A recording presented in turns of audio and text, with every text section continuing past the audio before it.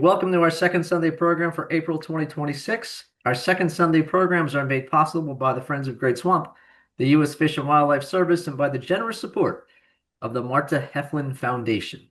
Today we are excited to learn about habitat restoration, a timely topic here at Great Swamp. Today's speaker is Mike Horne. Mike is the manager of the Lenape National Wildlife Refuge Complex, which includes Great Swamp, Wallkill River in Sussex, New Jersey, Cherry Valley in Stroudsburg, PA, and Shawangunk Grasslands in Wallkill, New York. Mike's program is entitled The Trials, Tribulations, and Rewards of Habitat Management and Ecological Restoration. Please join me. Let's welcome the manager of the Lenape Complex, Mike Horne. Thank you. Thank you, Paul. So I'm not going to go into too much detail on how I derived this title for the presentation. I think you'll see where it all came from as we go forward. This presentation, if you've seen many of my presentations, this one will differ in that I have more than two or three slides. That's usually what I do. This one has quite a few more than that, but there are a lot of nice visuals that will help me tell a story.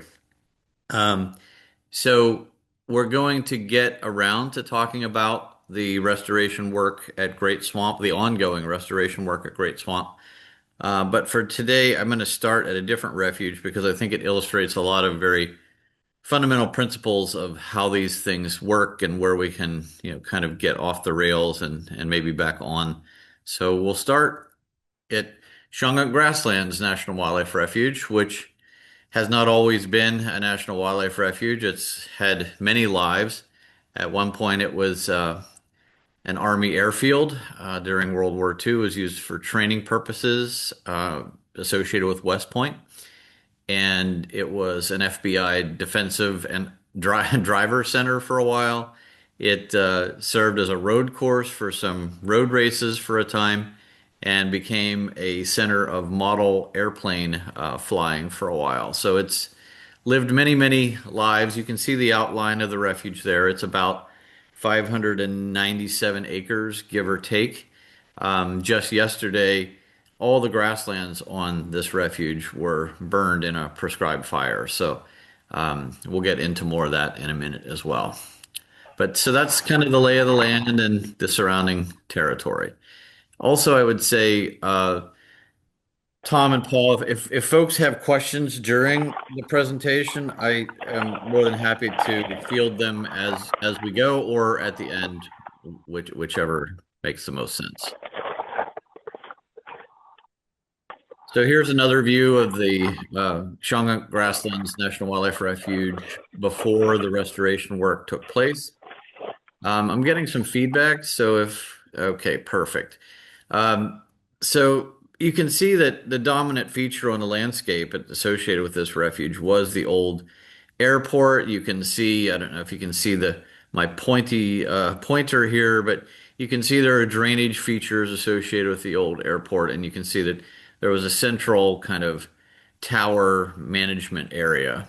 And this picture on the right is kind of representative of what it looked like. There are concrete runways, about 12 inches thick, and that extended, if you're in the right place, it kind of extended toward the horizon. It was a pretty impressive view when you were standing there. The key timeline, we talked a little bit about it. It was constructed in the 1940s by the Army for purposes of pilot training. And what they did was they came in and filled a lot of what was an existing wetland to build the taxiways and runways and also that support center. The military operations kind of came to a close by the 1970s, but even prior to that, but it was still officially a military facility up until the early 1970s. And then there was this variety of other uses that occurred at the site. In 1999, the refuge was established there because the lands became available as surplus lands of the United States. And so that's how it became a refuge. The lands became available. There was a lot of habitat value there. So we were able to, the Fish and Wildlife Service was able to get most of it. The town of Shawangunk got a piece of it for a town park, which is there today. In 1999, and from there till about 2014, 13 or 14 or so, the refuge mowed all the grasslands that were there to try to keep it in a state of, well, early successional grassland rather than what most of the site wants to be or wanted to be, which is a shrubby or shrub wetland. And but the mowing wasn't really an ideal solution because of the wetland character of the area. There was a lot of hummocks, and so if you imagine trying to mow hummocks and kind of freeze thaw areas of a wetland, it was not an enjoyable place to mow. And so we were looking for a better way to manage the habitat over the course of those years. And then in 2010, the habitat restoration work started in earnest to remove the runways and return it to a more an expansive grassland. About that time in 2009, 2010, that was kind of in history. Those of you who know me also know that I value characterizing and referencing history. So at that time in our country, there was an economic downturn, and so there was an act passed by Congress. It was the Recovery Act, or American Restoration Recovery Act, and as part of that, some funding was directed toward helping us restore this project. And so, and you also remember as students of history, as I know you are, that an outgrowth of that Recovery Act work was kind of widespread protests by the Tea Party and other entities that were really kind of focusing in on, well, should we be spending this money on these projects, or are there other projects that we should be looking at, or should we be spending this money at all?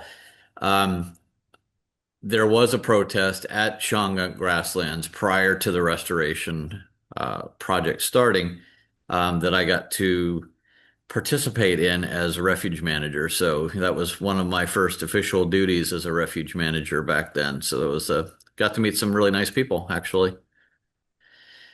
The Basically the plan for the runways, because we really couldn't haul all the concrete off, would have been just super cost prohibitive. And given the fact that we were looking at establishing warm season grasslands on the in the open areas of the site, we wanted to break up the runways so that the warm season grass roots, as you know, which will penetrate into the soil 6, 8, 10 feet in some cases. We wanted to provide crevices and cracks with which the roots could grow through the former runway and survive and not brown out and die every summer. And so would go through and break it up into big chunks and then come through and break it up into smaller chunks so that the roots could find their way into the shallow groundwater. So this is kind of some pictures of it going on, in the midst of the project. This is a really great picture because it illustrates a couple points. The permits, and we're going to talk a little bit about permits for this project. The permits stipulated that there should be no more than 6 acres of disturbance at any one time. And so what the idea was we were supposed to start over in, say, this corner of the runway, and as we worked around the edge and around to the front side, we would be tearing up the old runway, crushing the concrete, reburying it, uh, mulching and seeding as we went to try to stay within that 6 acre disturbance limit. Also, part of our history at this time was the Mississippi Canyon or the Gulf oil spill, and so basically everybody who wasn't nailed down in the Fish and Wildlife Service was sent to the Gulf of Mexico to work on the Gulf oil spill response, myself included. And so the person who was in charge of kind of overseeing the work that was being done on the refuge, on this refuge at that time, was kind of whisked away to Houma, Louisiana for a few weeks. And in that time, the contractor deviated from the permit conditions, which caused some drama with regulators and others. because of the disturbance and because of the, not following the permit as closely as should have been. So that resulted in some friendly fire from Friends members, or well, what would ultimately become Friends members and volunteers and neighbors at the Shawangunk grasslands. But I wanted to pause a moment just to just pause on some things that I learned from this process. So no matter how lofty your goals are in terms of trying to recreate a habitat or create quality habitat where there isn't any or where the habitat has degraded, the fact is that restoration can be an ugly and disruptive process in the short term. And so I think communication to all the stakeholders while we were doing that in this case, I don't think you can ever communicate too much, and also communicate when you're having problems. And we ultimately ended up in a very good place with all the stakeholders, I think, at Shawangunk, but it wasn't always that case. Um, Restoration can also seem ill-timed given other use conflicts. One of the use conflicts at Shawangunk was the project started in probably early spring, and that was not ideal timing in terms of grassland nesting birds that were known to be on the site. The idea there was, though, that yet we were aware of the fact that we were going to be disturbing habitat for grassland nesting birds in the short term for a longer term benefit. And that's another one of these kind of tenets of restoration habitat management that I'm trying to communicate with you all so that you understand where we're coming from when we're trying to kind of steer the forces of nature away from where they want to go to benefit certain species.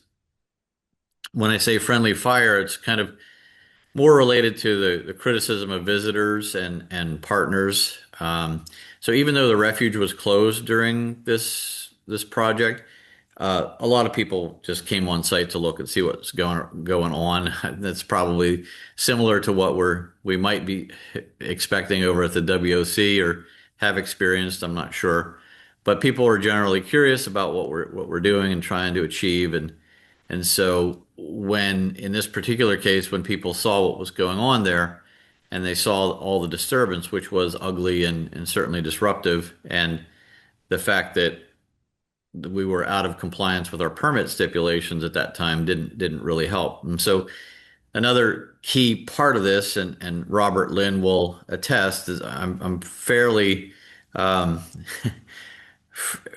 robust in my requirements when it comes to permitting and following permitting conditions and things. And that's why Robert was helping us with the Great Swamp project when he did, because not only did he help us get the permits in place, but also help review and kind of study the activity as it happened over there. So I'm hoping you're seeing there's a lot of parallels because every restoration project, every habitat management project shares these certain commonalities.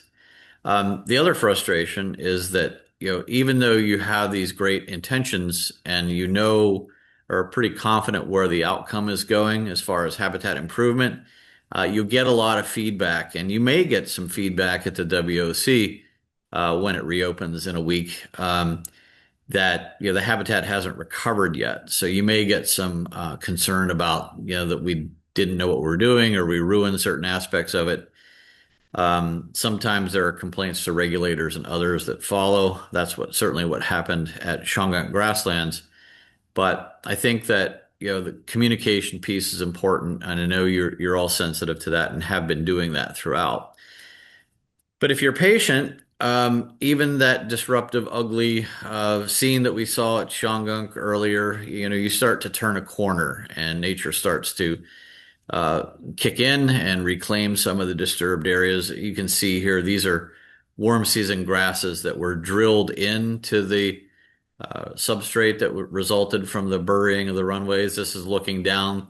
That picture in the top right is looking down the same runway as the one that we saw originally with the concrete runway kind of running off to the horizon. So with some patience and hard work, you kind of begin to turn a corner and see the improvements in the habitat that you're making.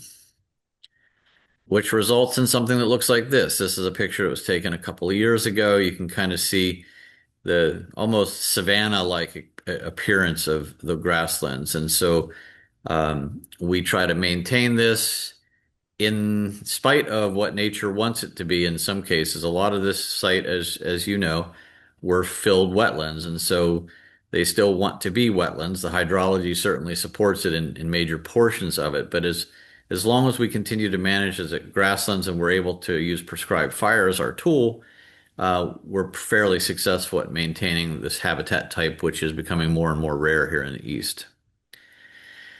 I thought this was an interesting picture to share with you all. This is just pulled from the National Wetlands Inventory maps, and you can see that most of the site where the runway didn't occur, so I'll toggle back and forth.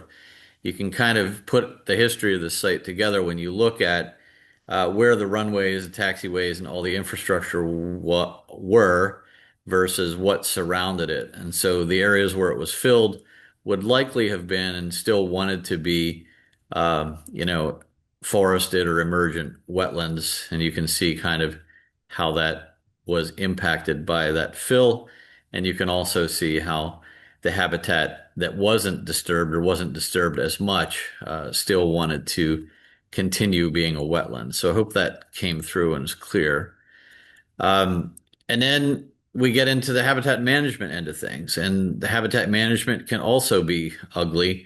We hear lots of concern and criticism about timing of our mowing.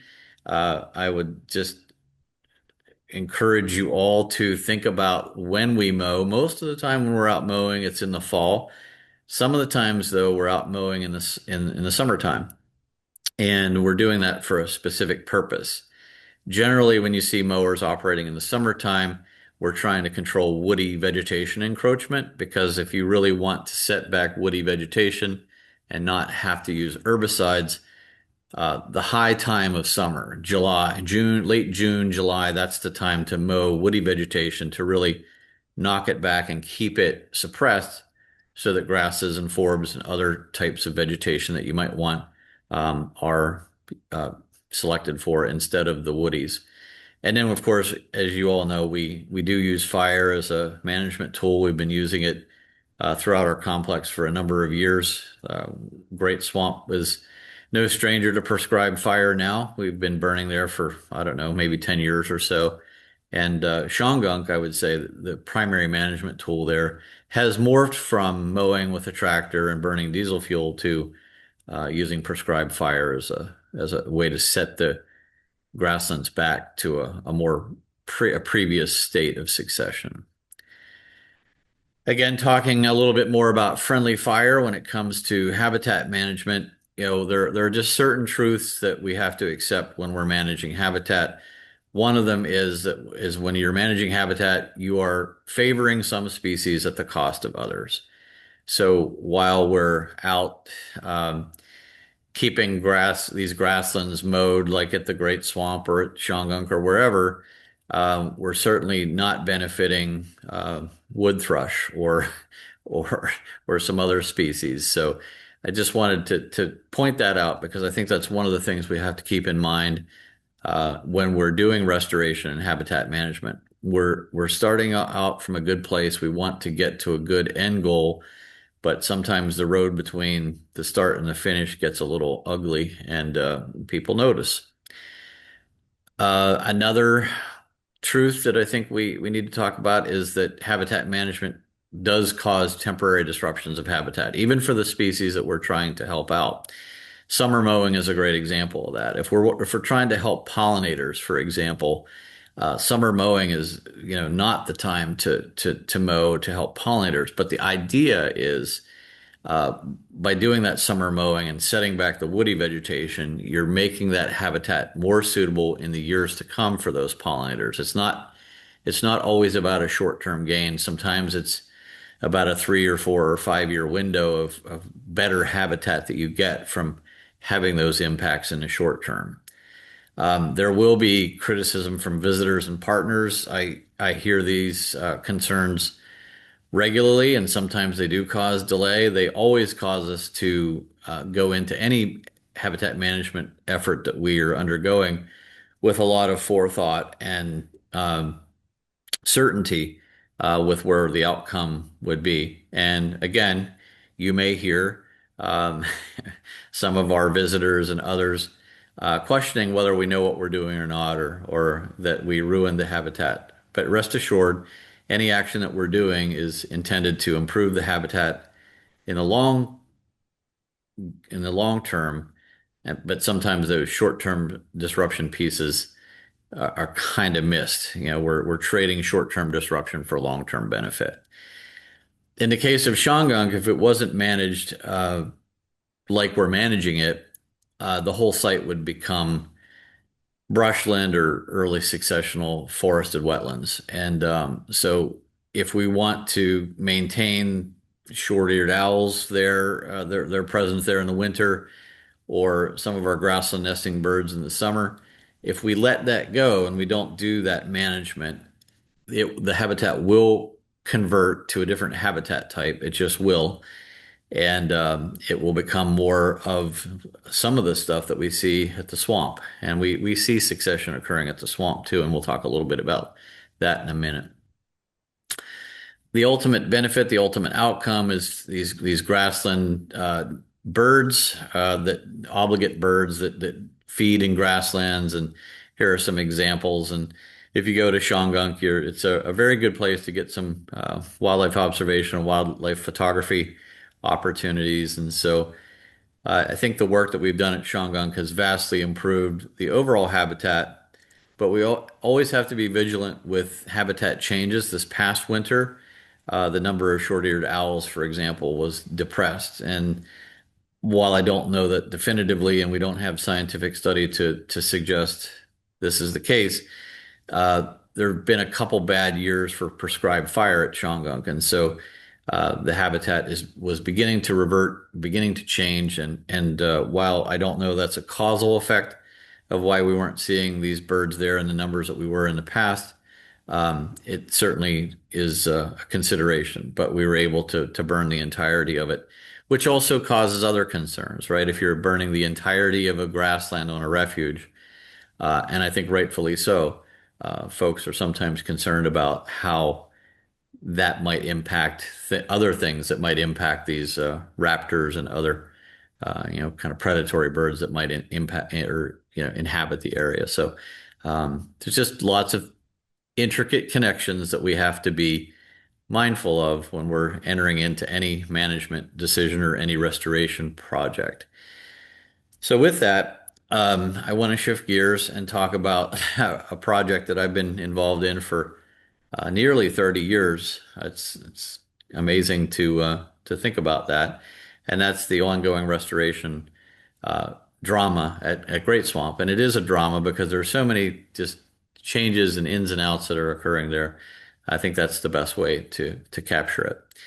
So let's start at the beginning. So I'm going to channel the spirit of Bill Koch, our former refuge manager, and I'm going to talk about Glacial Lake Passaic for a moment. This is what this basin, with the swamp is basically right in here. So at one point in the not too distant past, I mean, distant in terms of human life, but not geological past, it was at the bottom of a lake. And when the lake receded, you ended up with these remnant wetland pockets. Some of them are still exist today, like the Great Swamp. Some of them are all but gone, like Lee Meadows here, which is right off of Route 10.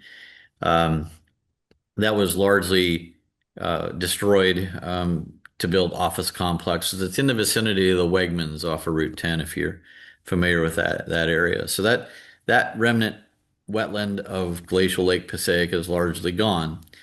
We're fortunate because the Great Swamp was protected all those years ago, and so it's still here. There are other really significant wetlands that are remaining from that glacial lake. Troy Meadows is another really great example, and you can see others there as well. So, in the last 10,000 years or so, the swamp has undergone this drastic change in what the habitat it was. It was once a shallow glacial lake that eventually became an expansive emergent wetland, and then you're now seeing large portions of it convert to forested wetland as well. I want to talk a little bit about part of the restoration work that I've been involved in a lot is removal of old home sites, and one of the early projects that the Friends group at Great Swamp and did with staff was to go back and revisit old home sites and do old home site cleanups. And so, part of the restoration work that we've done together is removal of uh, buildings. As a matter of fact, a couple weeks ago at the swamp, if you drove down White Bridge Road, you see that the former Hamilton house was removed, as was the former Clark house. And we all have feelings about whether that change is good or bad, but the refuge ends up with these properties, and we don't have a need for the house, so we end up taking them down in time. And so this map is shows the location of probably a dozen or so old home removals that we worked on over the years. There's probably a couple dozen more from the time this map was generated. I throw out just some figures here. This is from a project that I did back in the early 2000s, talking about former home sites that we removed houses and barns and other infrastructure. And you can kind of see, I just pulled this from an old report because I wanted you to kind of get an appreciation for the types of restoration that this type of activity might result in. And this effort goes back decades. And you can see that with a fairly significant investment, we are actually recovering some habitat. And I'll have a couple examples. This is a picture, some pictures of the former Vinci property. If you don't know where it was, you wouldn't know where it was because it's now kind of erased from the landscape. It's between New Vernon Road and the Orange Trail turnaround or parking lot, and it was on the left-hand side, but there's almost no trace of it. And if you didn't know exactly where it was, I don't think you would know. Another one, and this was right at the Orange Trail turnaround, same exact, a little bit further down, closer to the Orange Trail parking lot and turnaround, was the former Perella property. Now, the Perella family was in the business of doing asphalt, and so that was amply reflected in the composition of the habitat at this site. And so we tore down a couple houses and an office building, an old barn, and took out lots and lots of asphalt and sent it to recycler, which immediately ended up being applied and repaved on Route 78 for a project that summer. And we ended up restoring habitat. But this site is, even though it's in a stage of restoration, it's also not the best in terms of habitat. So this is one of those sites where you have to continually monitor, and I'm sure many of you all have been on this site and have controlled invasive plant species that are encroaching, and that's a result of kind of the habitat or the soil type that we're left with after, in this case, this particular restoration. So there's a couple examples of some of the work that we've done with removing houses. We've also done restoration in the forms of remediation of contaminated sites. This is a slide I pulled from yet another report. When you work at a project for several decades, you get lots of reports and lots of pictures.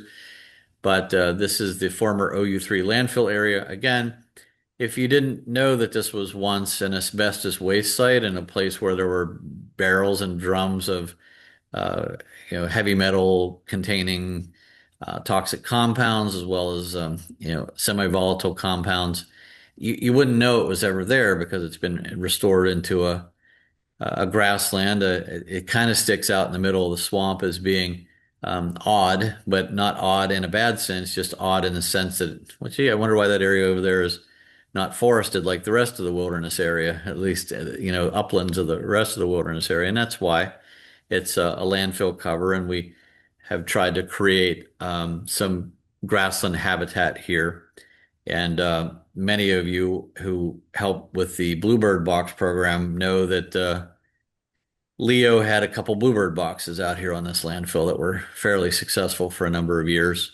Another example is the former Harding landfill. That's right off of Pool One, and this was another dump site that had associated wetlands surrounding it, vernal pools, and they were contaminated with some fairly heavy levels of heavy metals and others we presume from some plating industry or some electrical industry. And so one of the first projects that I did when I got to the swamp was help complete the OU3 restoration and start the Harding landfill investigation and just a restoration of the habitat in those areas.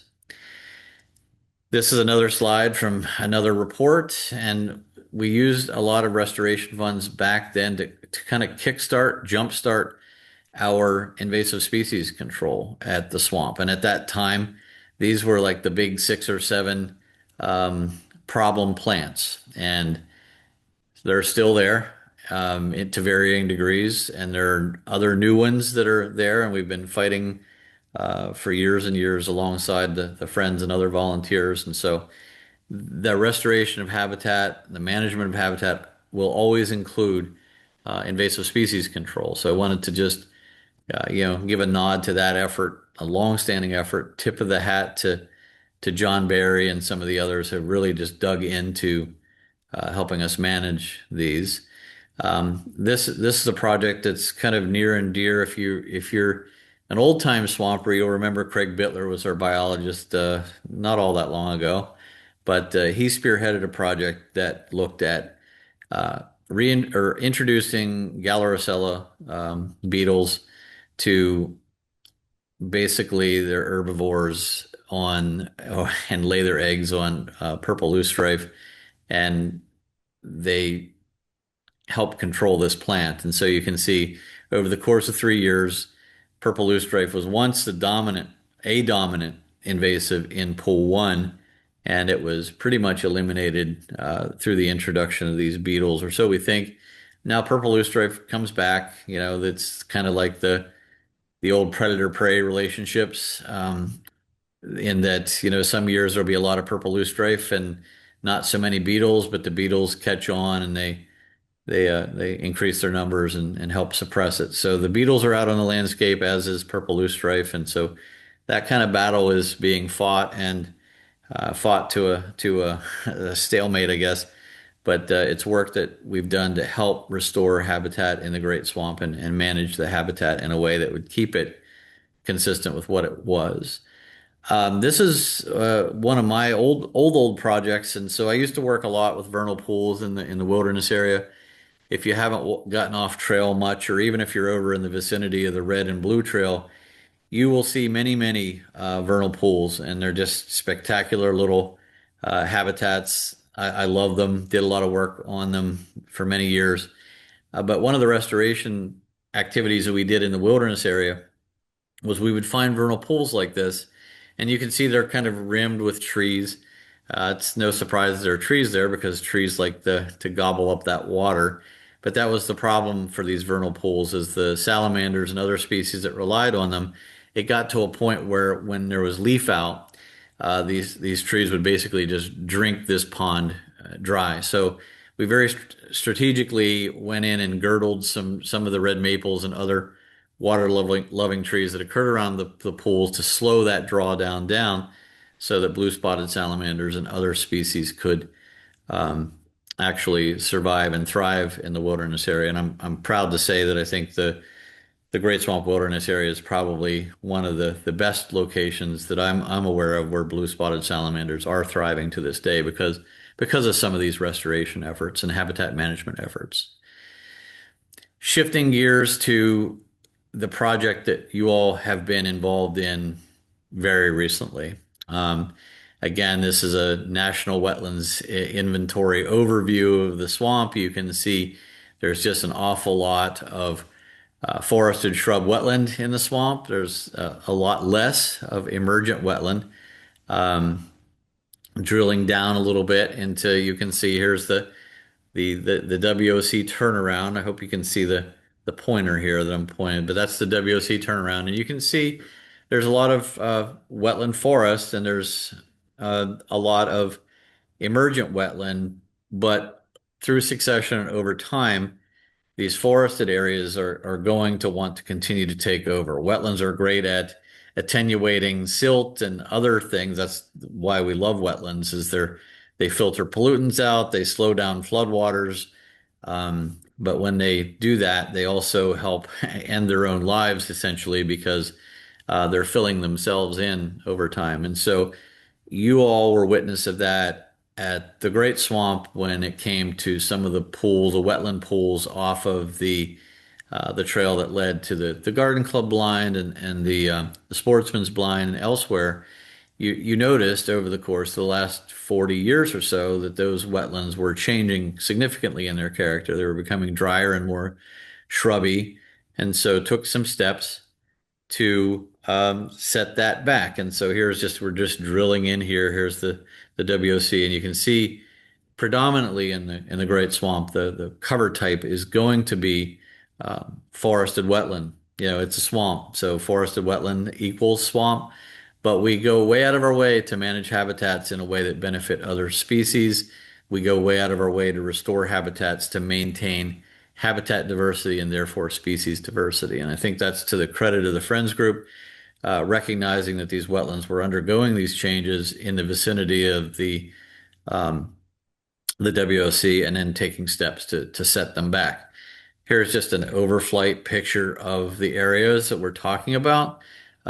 This is the road crossing over. Here's the OU3 landfill. There's the trail leading out to the Sportsman's blind, and so you can kind of see that this area over time is going to want to be more and more forested wetland and less like an emergent wetland that resulted from, say, draining of a glacial lake. So there's a mosaic of habitats. There's a diversity of habitats out here, but over time, and like I said, you were witness to some of that. These wetlands change in their character, and they change in the species that inhabit them because of that. Our hands are tied a little bit, and some of the methods that we use for habitat management are crude and they're disruptive, and they can cause a lot of ugliness, but if you take the longer term view, some of the disruption that we see or the destruction that we perceive is only very temporal in nature, and these habitats snap right back. And there's a huge seed bank present in the soils in the swamp. And so when you open up a canopy, minus some of the invasives that we might have to be mindful of and help control, there's a good things can happen when we open up the canopy and set back succession if we're wanting to help in terms of habitat diversity and issues like that. And there's some more tools that we use. We try to use when we use herbicides, we try to not broadcast spray them unless we really need to. Um, we could do that. We could control woody plants in our fields if we wanted to broadcast spray certain herbicides, but we try to avoid that.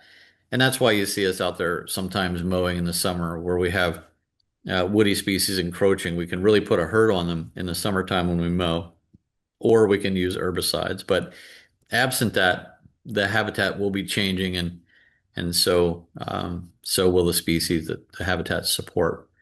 Some other examples of work that we've done over the years. The top right is kind of reconstructing a portion of a wetland that had filled in over time.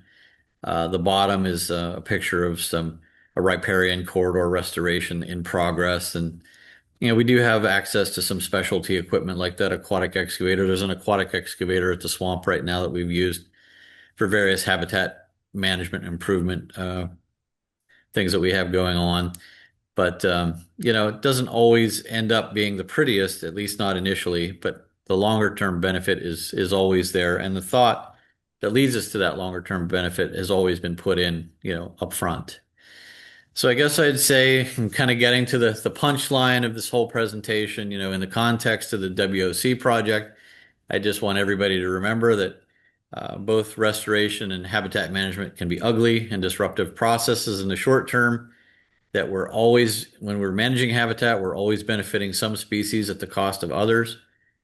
They both result in temporary disruption of habitat, but the idea is longer term gain, either in terms of habitat quantity or quality or both.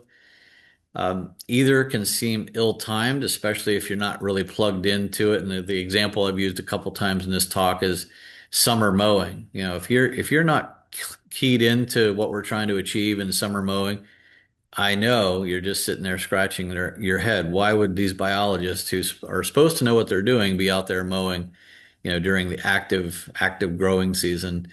There are really good reasons for that, and it's all related to those short-term impacts versus long-term gains. You may draw criticism from visitors when the WOC opens up in a week because the habitat has not rebounded out there fully. It will, and it's going to be great. And I want you all to know how great it is that you help us get that work done. But at least in the short term, you might hear some of this, feedback where it's like, "Well, you guys ruined it. What did you do out there?" And I think that's why the communication is a very important thing. We'll continue to work with you all to keep communicating that, keep putting it out there that this is only a short-term disruption for a very, very long-term gain. And at the end of the day, if we don't manage or restore these habitats, Great Swamp will turn into something that none of us will completely recognize totally. We resist these incredibly strong forces of nature that want to turn every wet meadow into a forest eventually.